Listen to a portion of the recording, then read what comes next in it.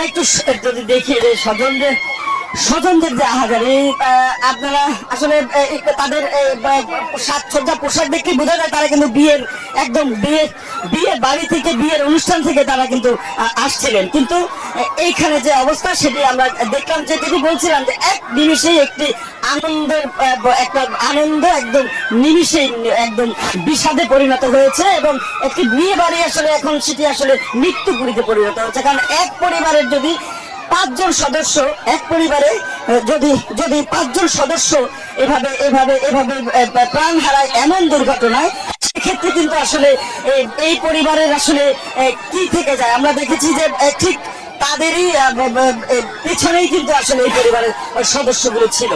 তো এই পর্যন্ত কিন্তু আমরা দেখেছি ওদিকে ফায়ার সার্ভিসে এই মুহূর্তে উদ্ধার অভিযান ব্যাহত রয়েছে। আমি কিন্তু উদ্ধার অভিযান নিয়ে বারবারই একটা কথা বলছি, যে উদ্ধার অভিযানের যে বিষয়টি, সেটি হচ্ছে উদ্ধার অভিযান পরিচালনা করতে হলে, অর্থাৎ এই গার্ডারটি সরাতে হলে প্রথমে ক্রেনটা সরাতে হবে, যে ক্রেনটা আসলে গার্ডারের ভারে নুয়ে গেছে।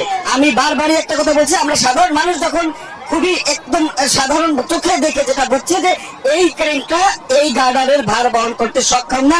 বিএসটি প্রকল্প বা প্রকল্প সংশ্লিষ্টরা, এখানে যারা বড় বড় ইঞ্জিনিয়ার রয়েছেন, যারা বড় বড় প্রকৌশলী রয়েছেন, তারা কিভাবে এই ক্রেন দিয়ে এই গার্ডার সরানোর কাজ করছিলেন, সেটি এখন বড় প্রশ্ন।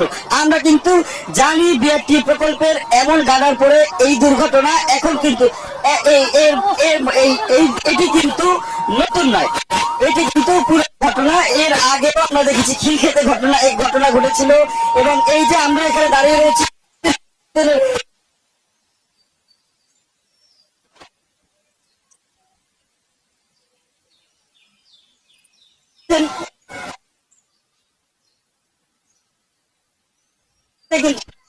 সে বিয়ের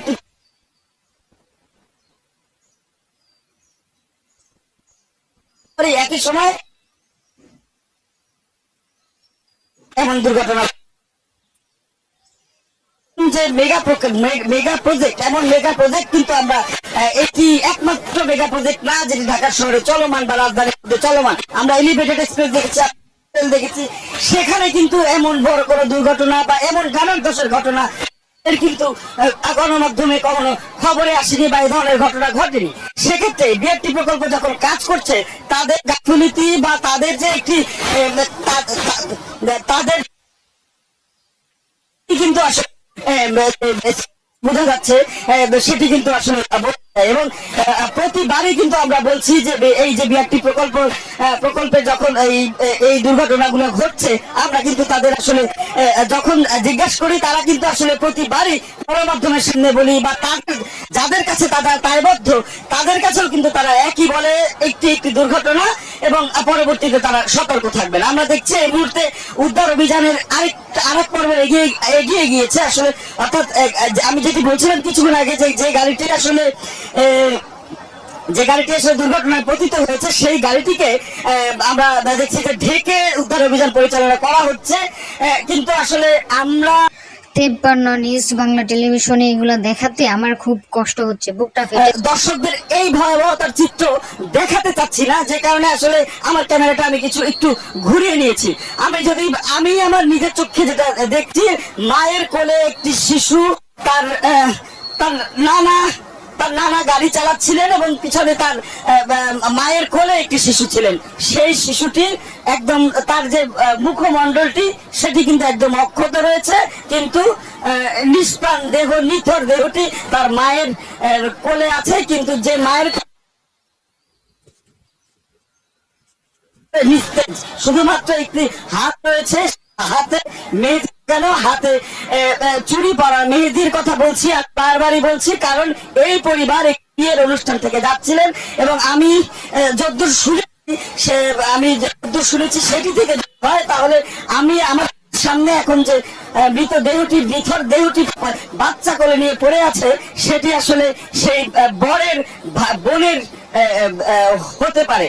তো আমরা আসলে তারই না হলেও তার কোনো স্বজনের, এবং সেই মরদেহটি আসলে এখন এইখান থেকে বের করা হচ্ছে। আমি এখন একটু যদি এই ক্রেনটার দিকে আসি, আমার ক্যামেরার ফ্রেমে যে ক্রেনটি দেখা যাচ্ছে সেই ক্রেনটি আসলে এখানে যারা প্রত্যক্ষদর্শী রয়েছেন, প্রত্যক্ষদর্শীরা যেটা বলেছেন তাদের বয়ান অনুযায়ী ক্রেনটা আসলে এই যে এই পাশটা যেটি রয়েছে এইখানটায় ক্রেনটি আমরা কিন্তু দেখতে পাচ্ছি, আমরা কিন্তু দেখছি যে ক্রেনটা এভাবে উঠে রয়েছে, অর্থাৎ তারা কিন্তু আসলে ওই পাশটায় যে ভার, সেই গার্ডারের ভার, সেই ভারে কিন্তু আসলে ক্রেনটি আসলে পড়ে গেছে এবং ক্রেনটি গার্ডারটি নেওয়ার পর থেকেই যে ভার সইতে পারছিল না, সেটি আবার পাশের বিল্ডিং এর যে পাশের একটি ভবনে কর্মরত শ্রমিকরা তারা বলছিলেন এবং আমরা সেই দাগটাও দেখতে পারি, অর্থাৎ যখন থেকে ক্রেনটি এই ইয়াটা গার্ডারটা বহন করে তখনই কিন্তু সে রাস্তায় দেবে যায়, অর্থাৎ এই ক্রেনটির এই গার্ডারের ভার বহন করার ন্যূনতম সক্ষমতা ছিল না। সংবাদ শুনছেন 53 news Bangla. Like, comment, share.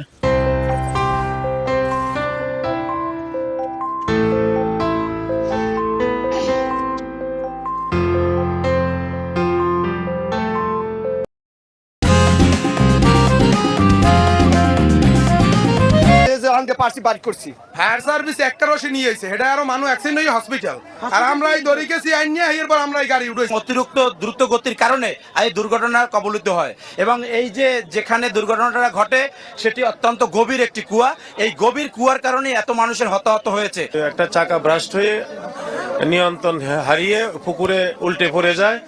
এই সংবাদ পাওয়ার সঙ্গে সঙ্গে আমাদের ঝালকাঠি ফায়ার স্টেশন কাছে রাজাপুর, ভান্ডারিয়া, বরিশাল টোটাল 5টি ইউনিট এখানে উদ্ধার কাজে অংশগ্রহণ করে, যে 17 জন মৃতের সংখ্যা আর 20 জন আহত অবস্থায় হাসপাতালে ভর্তি করা হয়েছে।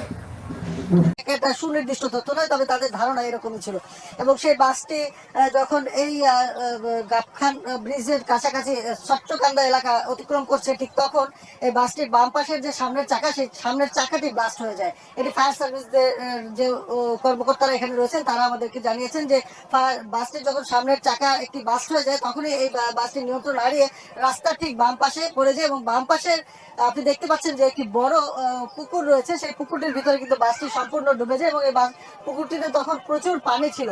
সেই পানির জন্য কিন্তু মানুষগুলো, যাত্রী যারা ছিল তারা অনেকেই উঠতে পারেনি এবং যার ফলে তাদের অনেকের মৃত্যু ঘটেছে। আমরা এ পর্যন্ত যতটুকু জেনেছি এখানকার স্থানীয় থানার যিনি ভারপ্রাপ্ত কর্মকর্তা এবং উদ্ধার কাজে যে নিয়োজিত রয়েছেন যে ফায়ার সার্ভিসের কর্মকর্তারা, তারা আমাদেরকে জানিয়েছেন এখন পর্যন্ত 17 জনের মৃত্যু ঘটেছে।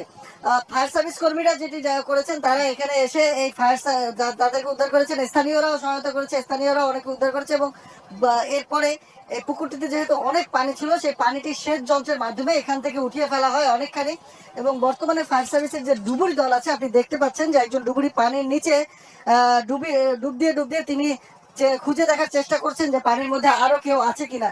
তো সেই হিসাবে তারা কিন্তু উদ্ধার অভিযান চালাচ্ছে।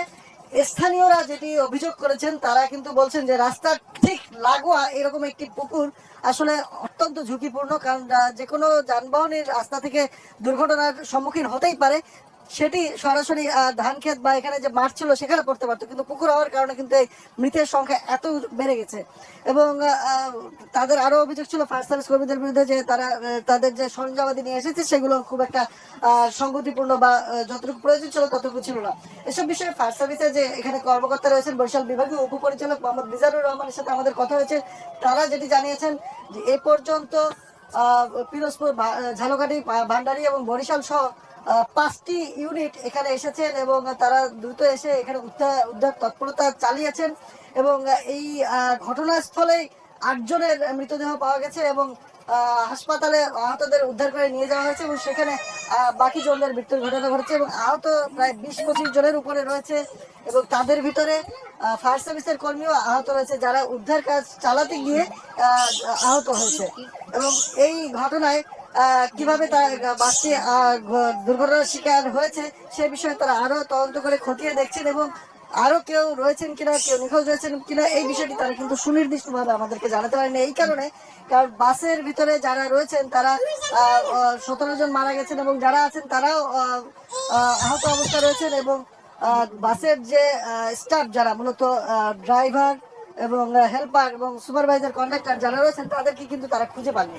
যার ফলে- যারা আহত হয়েছেন তাদেরকে কোন হাসপাতালে নেওয়া হয়েছে এ সম্পর্কিত কোনো তথ্য কি রয়েছে আপনার কাছে, এবং তাদের অবস্থা যদি ব্যাখ্যা করেন, শারীরিক অবস্থা?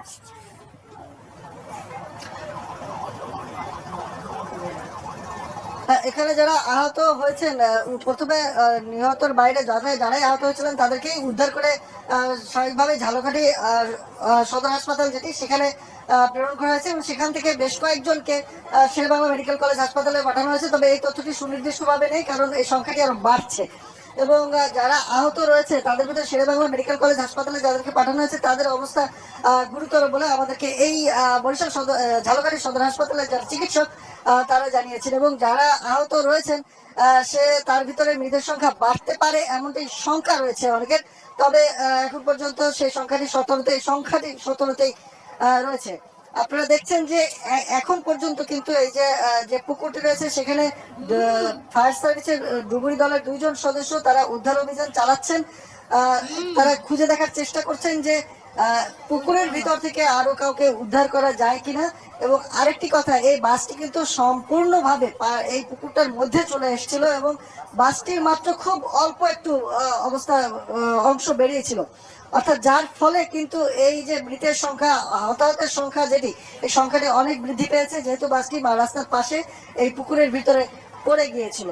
এবং এখানে যারা স্থানীয়রা আছেন তারা আরো একটি অভিযোগ করেছেন যে এই যে স্পটটিতে দুর্ঘটনা ঘটেছে তার কিছু আগেই কিন্তু চেক করা হয় যে গাড়িতে অতিরিক্ত যাত্রী রয়েছে কিনা।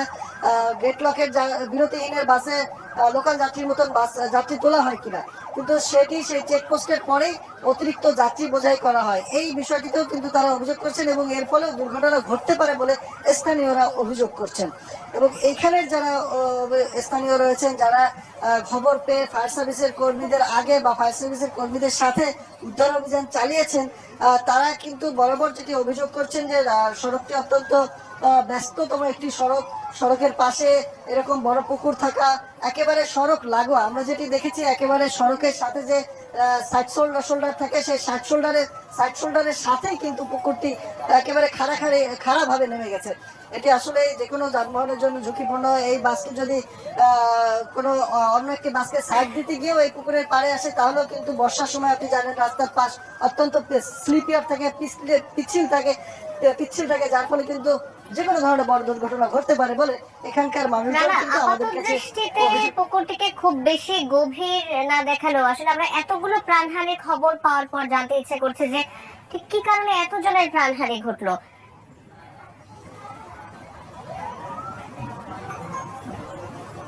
শান্তা, সেটি এখন আপনি যে দৃশ্যটি আসলে দেখা যাচ্ছে যে আপাত দৃষ্টিতে পুকুরটি আসলে গভীর না, কিন্তু এই পানি কিন্তু অনেক বেশি ছিল।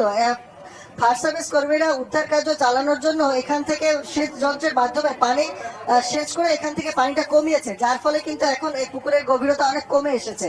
মূলত এখানে যখন দুর্ঘটনা ঘটে তখন এই যে এখানে প্রায় 7 থেকে 8 ফুটের বেশি পানি ছিল। এখানে যারা রয়েছেন তারা কিন্তু জানিয়েছেন এই পুকুরটিতে 7 থেকে 8 ফুটের বেশি পানি রয়েছে। আমরা একটু যদি স্থানীয় যারা তাদের কাছে জানতে চাই যে আপনারা তো এখানের বাসিন্দা, এই পুকুরটি কিরকম অবস্থায় ছিল আর এখন কিরকম অবস্থা?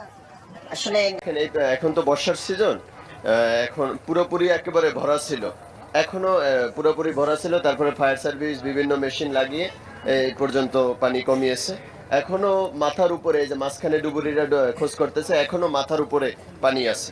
বাসটি কি অবস্থা ছিল যখন দুর্ঘটনা ঘটে? একদম ডুবানো অবস্থায় ছিল, পিছন থেকে 4 আঙ্গুল পরিমাণ একটু দেখা গেছে, শুধু একদম ডুবানো ছিল। আপনি শুনছিলেন যে মূলত যখন দুর্ঘটনাটি ঘটেছে তখন এই বাসটি মাত্র 4 আঙ্গুল তার বের হয়েছিল, বাকি পুরো বাসের যে পুরো অংশটি পানির মধ্যে ছিল। তো বাসটি দুর্ঘটনা ঘটেছে এবং এই বাসের দুর্ঘটনার খবর পেয়ে স্থানীয়রা এসেছে এবং ফায়ার সার্ভিস কর্মীরা এসেছে। এই দীর্ঘ সময় পানির ভিতরে থেকে অনেকেই শ্বাস করতে না পেরে হয়তো এই ধরনের হতাহতের ঘটনা ঘটেছে এমনটাই মনে করছেন স্থানীয় এবং যারা উদ্ধার কার্য চালিয়েছেন তারা। এই ছিল এখানকার সর্বশেষ পরিস্থিতি।